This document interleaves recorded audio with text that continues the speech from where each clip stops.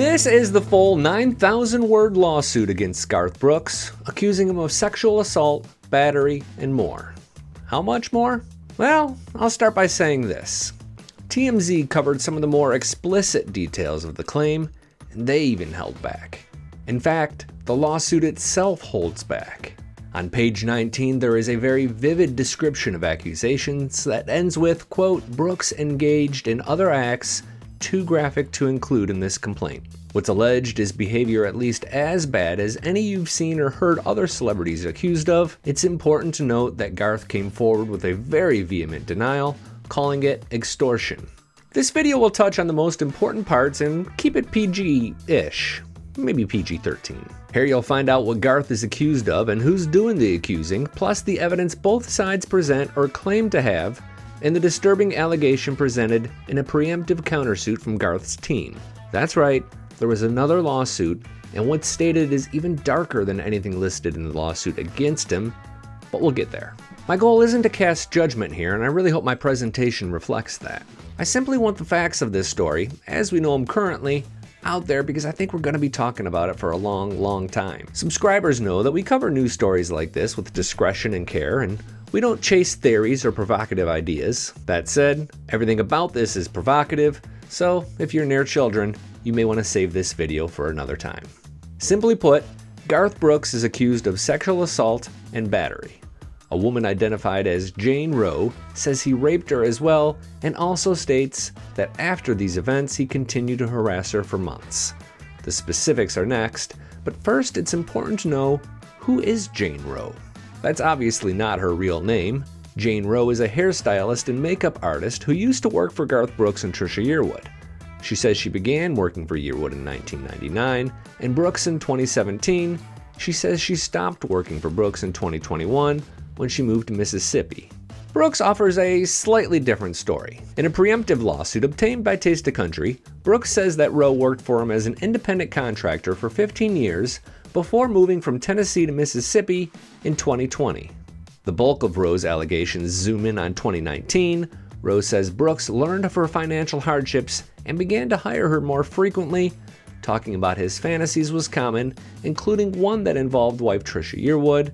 He'd also change in front of her and expose himself. The next part of this video is going to be the most graphic. Please take care of yourself if you're in a vulnerable spot right now. Early in 2019, Rose says she was at Brooks' home when he walked out of the shower naked, grabbed her hands, and forced them onto his genitals while using sexual language. Then, in May of 2019, Rose says she was raped by Brooks in a hotel room during a work trip to Los Angeles, where Brooks was booked to tape a Grammy tribute performance. This is without a doubt the most brutally graphic of the accusations, and no, I'm not going to go into detail. Even TMZ held back.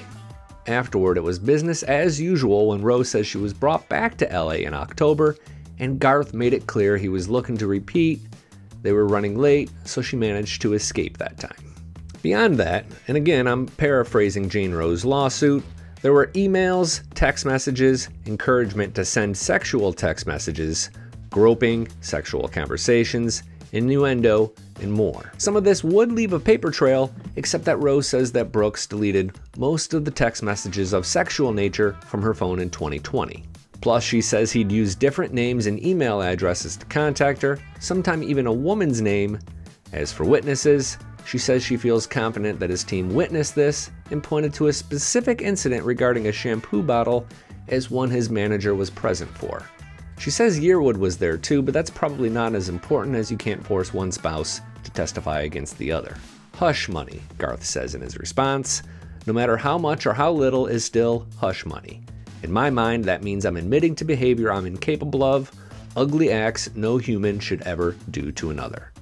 He also confirmed that a lawsuit in Mississippi that used John Doe and Jane Doe as pseudonyms was him and Jane Roe, and that's where we find a second batch of surprises. It was filed on September 13th, and in it, Garth says he learned of these charges first when he was sent a letter from Roe's attorneys on July 17th. Brooks characterizes the letter as one that threatened to file a lawsuit alleging sexual misconduct unless he paid millions. Additionally, he says, quote, defendant also alleged a belief that plaintiff planned to hire someone to murder her. That's the stunner that the title of this video refers to, It's not addressed in Jane Roe's lawsuit. Continuing, a similar letter came to Brooks on August 23rd. Brooks says that when Roe moved to Mississippi, she began to demand financial assistance and he acquiesced, but once she asked for a salary and benefits, he said no more. Fast forward 3 or 4 years, depending on which timeline is true, and here we are. So, what's next? Garth's team is likely to file a response to the California lawsuit, and if history is any sort of indicator, we're likely to hear from people supporting both sides.